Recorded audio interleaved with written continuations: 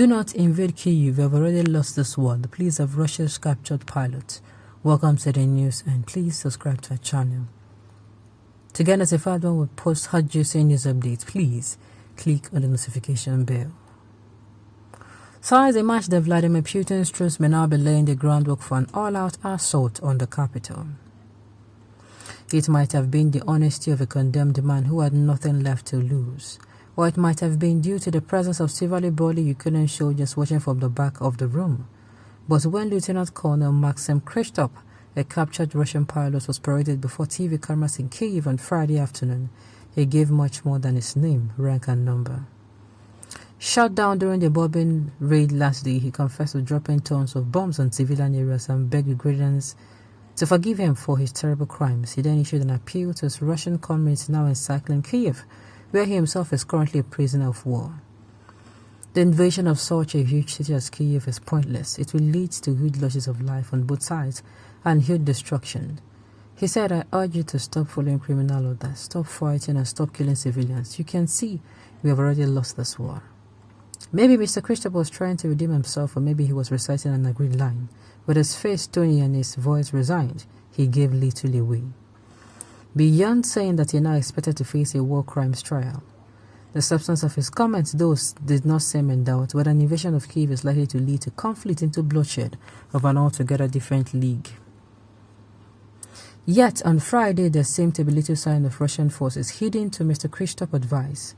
For after a fortnight of concentrating their firepower in cities, mainly Ukraine's east, signs have finally emerged that Vladimir Putin's troops may now be laying the groundwork for their long-feared all-out assault on the capital.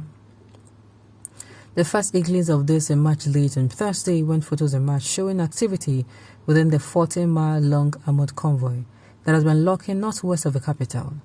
The massive column has spent most of the war almost static, prompting speculation that it has run short of food and fuel.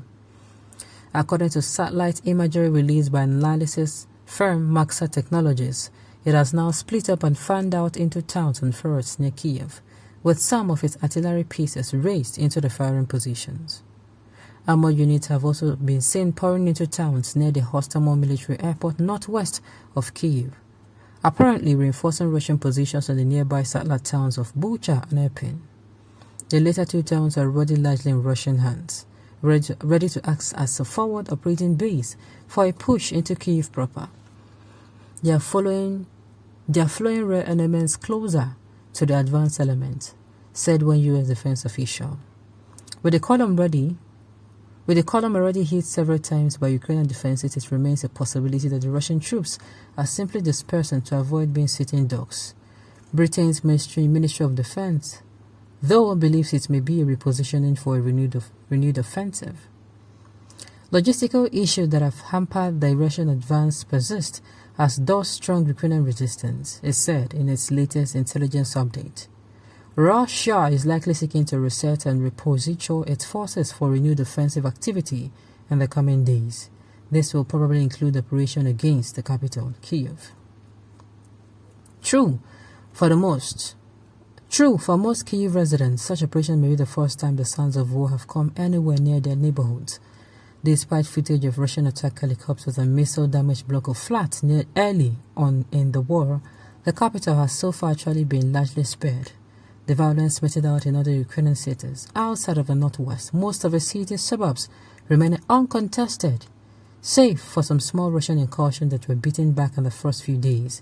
And aside from a missile that hit Kyiv main TV station the week before last, the city center has not been targeted at all.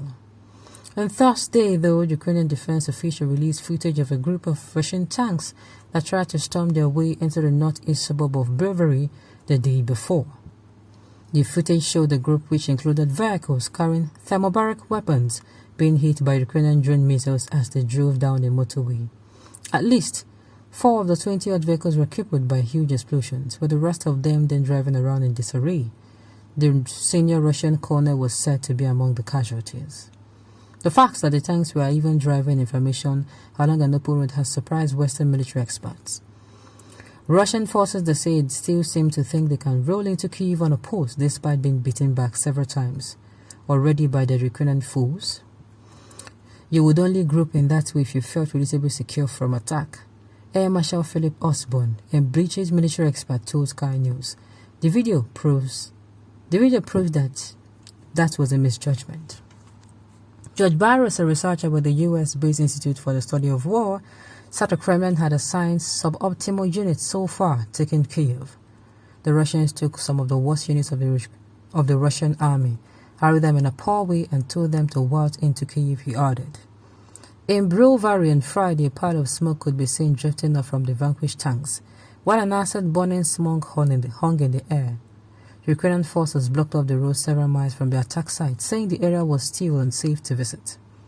In the rest of Brovary, life continued in many ways as normal, with shoppers browsing at supermarkets that remained well stocked with food.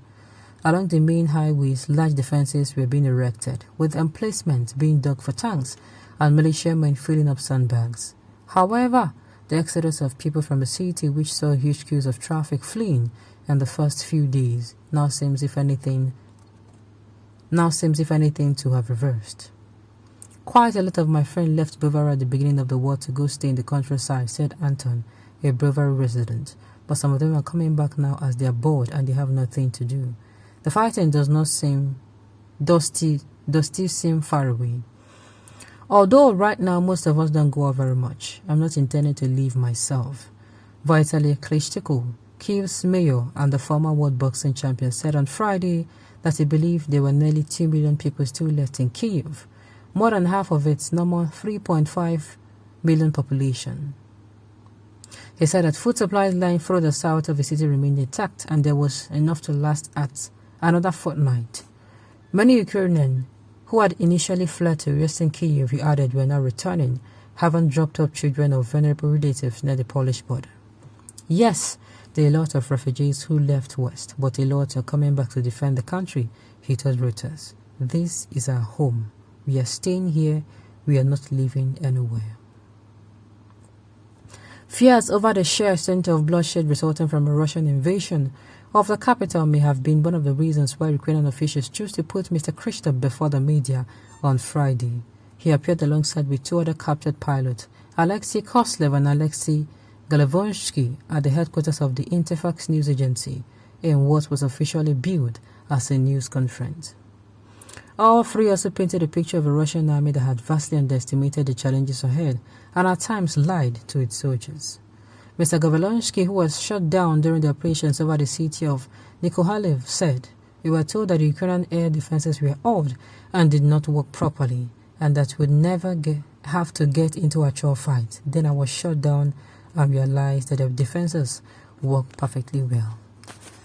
I don't know what it is, but they keep bringing it to the public's eye that Ukraine is actually strong enough to keep fighting. I don't know who is behind this, but I tell you, I don't think Putin will take this lightly. Okay, on this note, we've come to the end of the news. We say thank you for tuning in to listen. Until I come your way next time, enjoy the rest of the day.